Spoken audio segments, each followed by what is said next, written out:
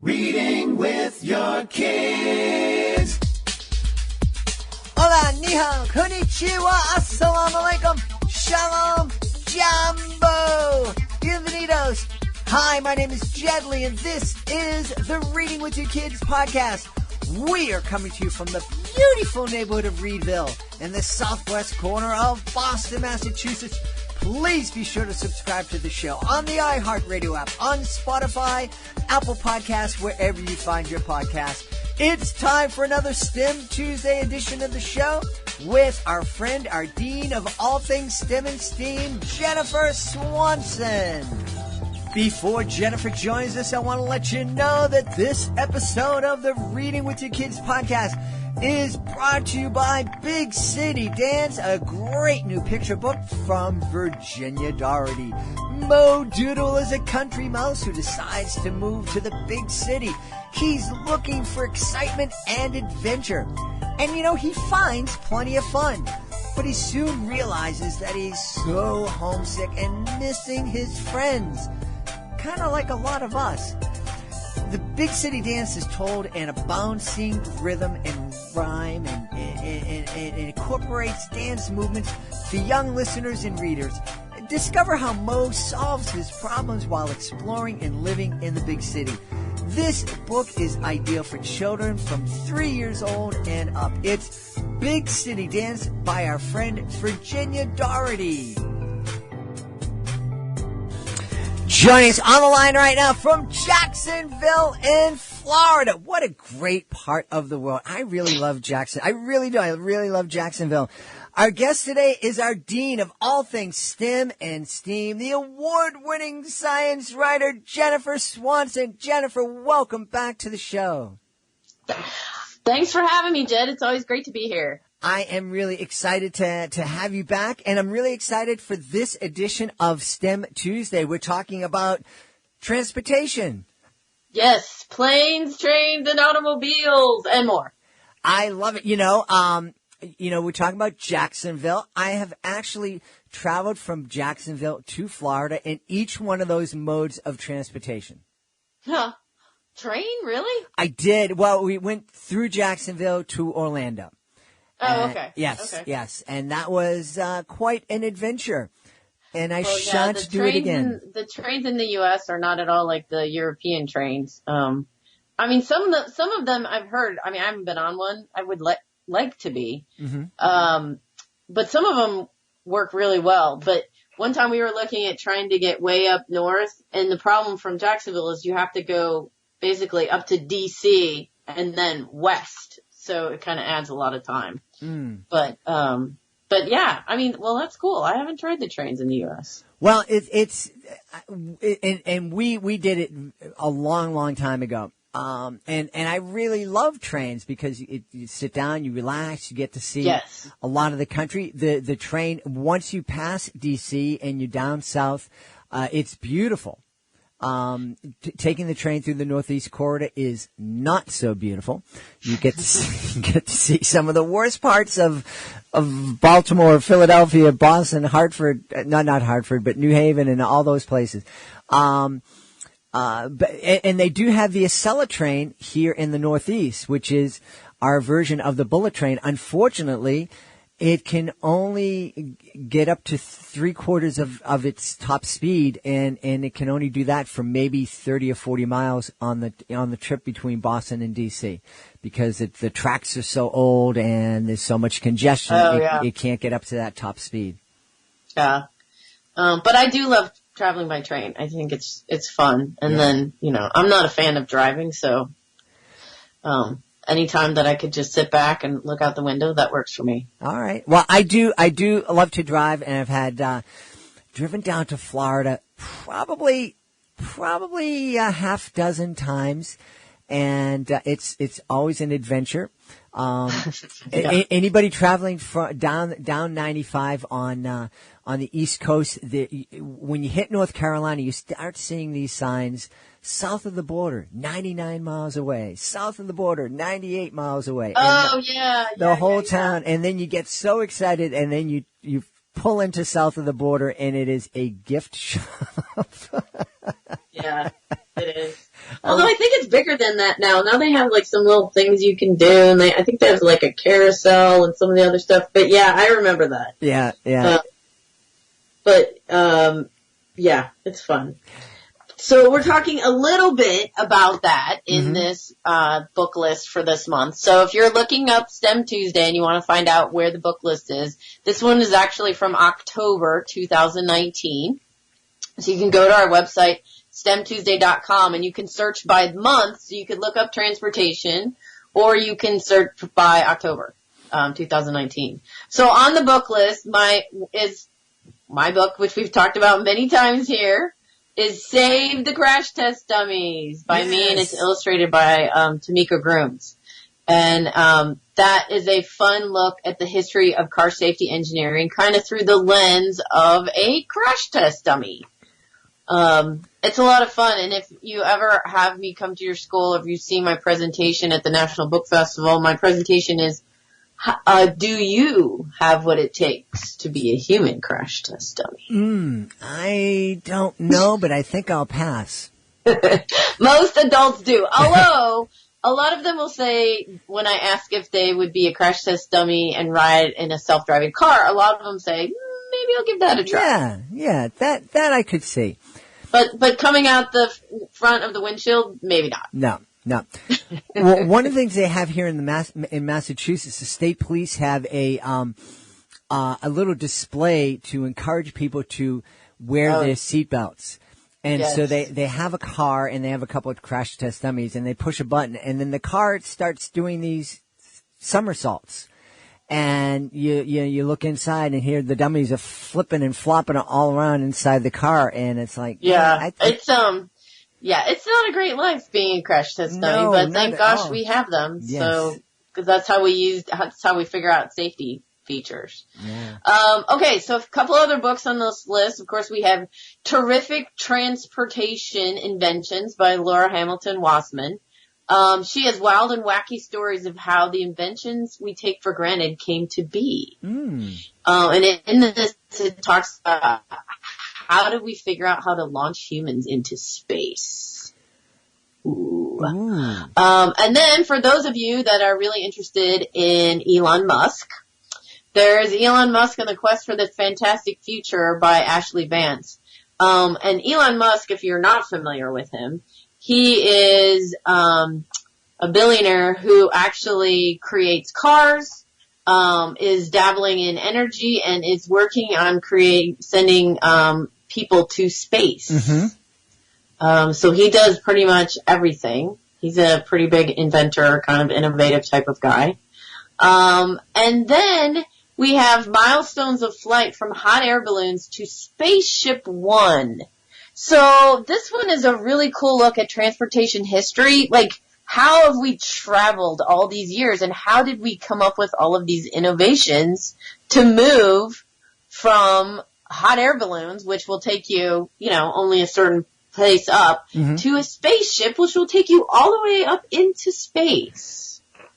It really, when you think about it, it's really incredible the kind of leaps that we made, especially in air travel. I mean, we're talking, a little bit more than one human life.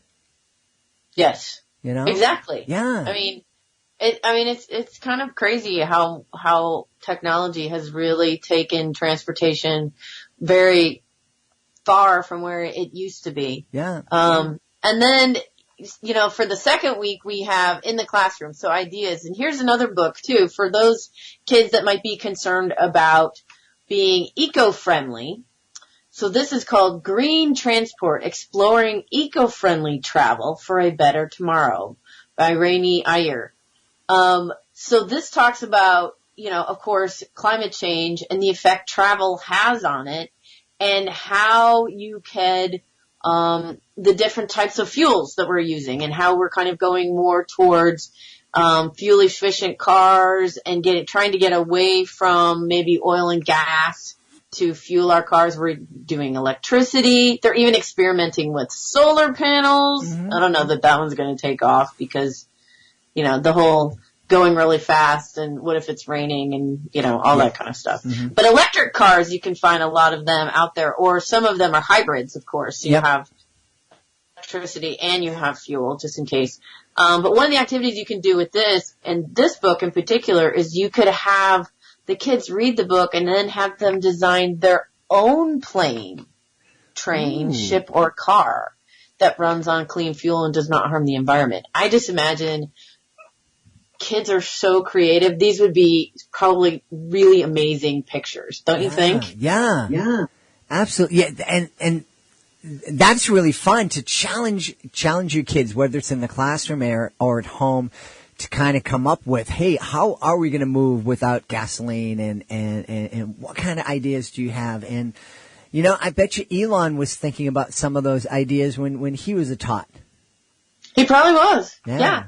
And I mean, that's where it starts. And at the moment, if you're just drawing and brainstorming, it doesn't have to work. Right. Mm-hmm. But you could get ideas, and then depending on how far along you could take, you could do research and figure out, hey, maybe it would work like this. Or, you know, it's going to be too expensive to create a car like this. So what if I did this to it or something? That's exactly how scientists and engineers think. They just kind of come up with ideas and then noodle around with them until they can figure out how they work or don't work. I mean, you know, you never know. Yeah.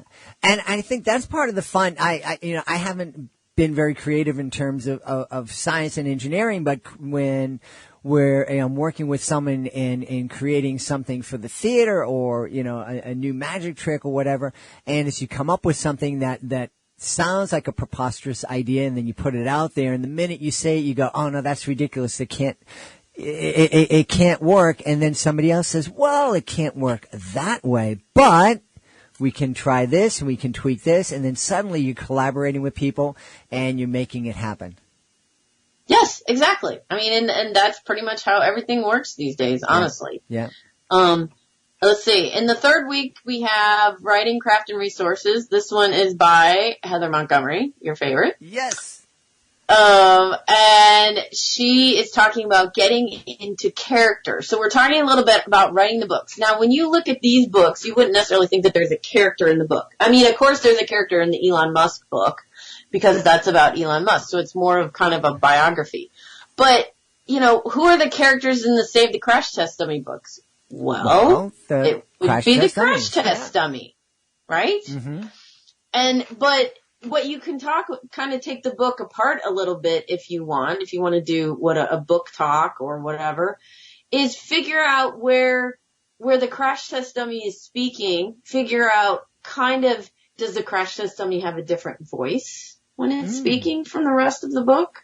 Like, how does the author kind of separate out the character? And even when she's describing Elon Musk kind of thing, you know, take a look at his life and what challenges he did. So there's a different way if you want to look at all of these different books and kind of dissect them with literacy in mind. And then I don't know if your kids I'm curious. So all the kids that you've worked with, have you heard of any of them watching or listening to, I should say listening to podcasts about science? No. Huh. No. And well, my son listens to podcasts now, but he's 26. Right. My amazing niece, has told me right out, you know, we're sitting down and she's 16 and I said, hey, how can we make the Reading with Your Kids podcast? How can we make one episode that's friendlier for kids? And she said, you know, Tio, kids just don't listen to people yak on the radio. So I don't know if that's good. Well, I think so there's a list at the end of this, third week in October about science, podcasts. So there's Science Friday, there's Brains On, Science Podcast for Kids, Wow in the World, and Tumble Science Podcast for Kids. And I think most of these are podcasts that maybe smaller kids listen to with their parents kind of thing. And so it's kind of like what people of our age used to do when there were specific radio programs on. Yeah. You know, like you listen to a radio program every week that was on. You know, some people listen to Science Friday because I'm pretty sure that's the one on NPR, right? That's the big, Science Friday one. There are a lot of people, and some of those are not geared for kids. But if you have a kid who's interested in science, you know, a lot of these are regular talk. Like it might be a scientist speaking, but they're trying to get it down to, you know, a normal, quote unquote, normal person level. Sure. So that the scientist knows how to talk about their own topics, not at a really, really, you know, only other scientists who've studied this will understand level. Yeah, no, I think I know Wow in the World was one of the podcasts that was also nominated for the iHeartRadio Best Kids and Family Podcast Award when our podcast was nominated, and I think Wow in the World won.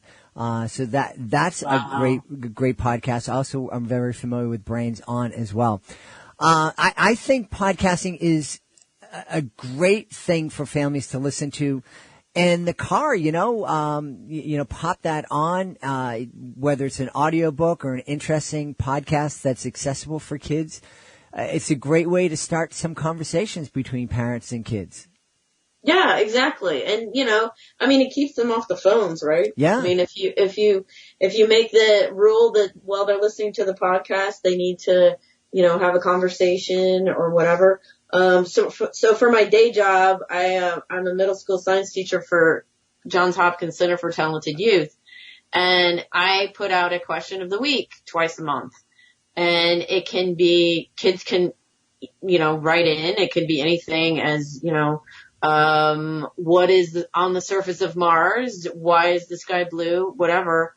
And I had so many parents email me and say, this is what we discuss once a week at the dinner table. Oh, cool. You know, so it's something like that. It's just like this podcast, you know, hopefully maybe this podcast this month will get kids talking or families talking about transportation in all the different ways, like the things you don't even think about when you get into the car every day that took scientists and engineers years to create. Yeah, I mean, I'll be honest with you, because I have to travel around the country.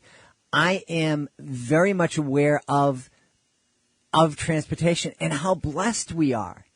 You know, when you think about, not only did engineers and scientists have to come together to create these vehicles that take us from one point to another, either on rails or roads or in the sky, but we also had to create this infrastructure with the roads and the bridges and, you know, places to refuel every 20 miles or whatnot.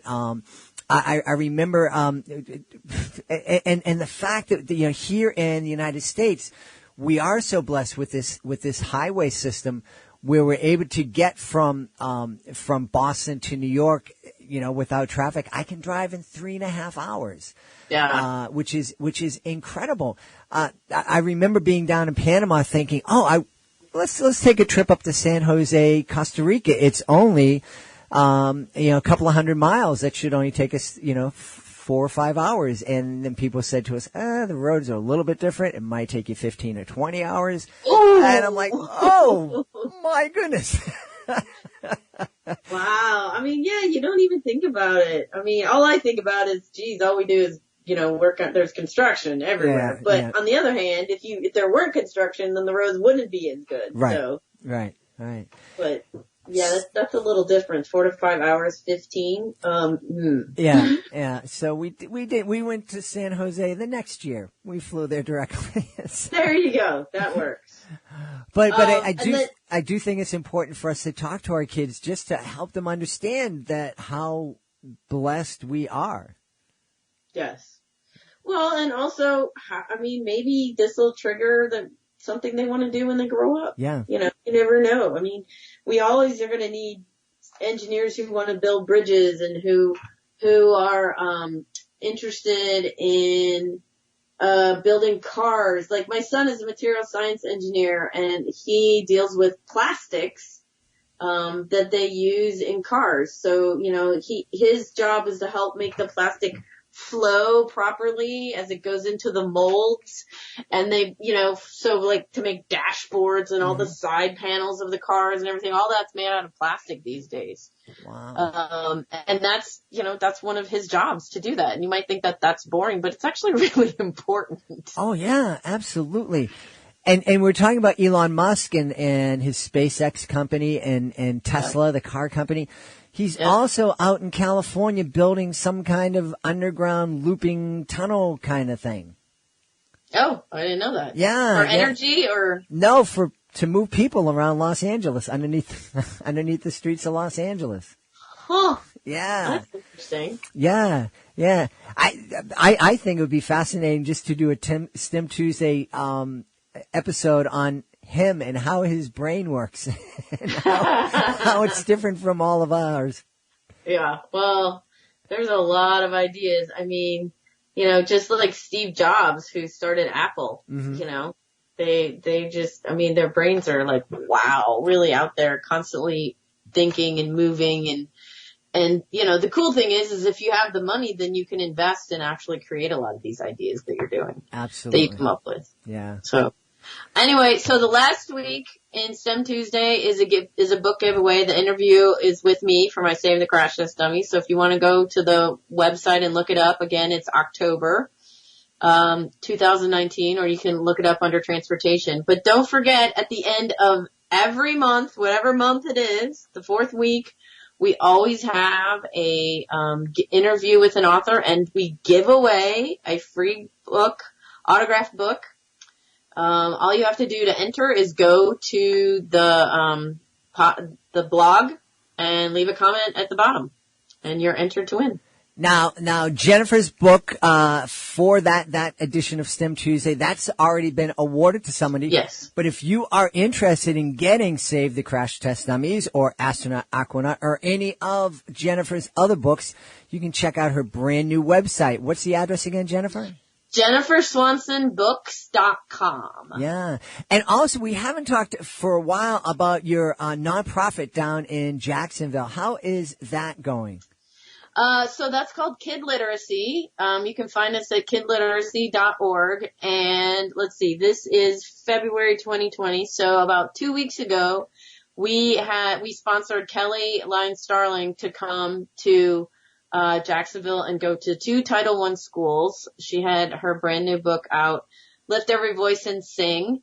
It was amazing. These 2 schools had never before had a author. Wow. A children's author come and present to them. So they were just bowled over.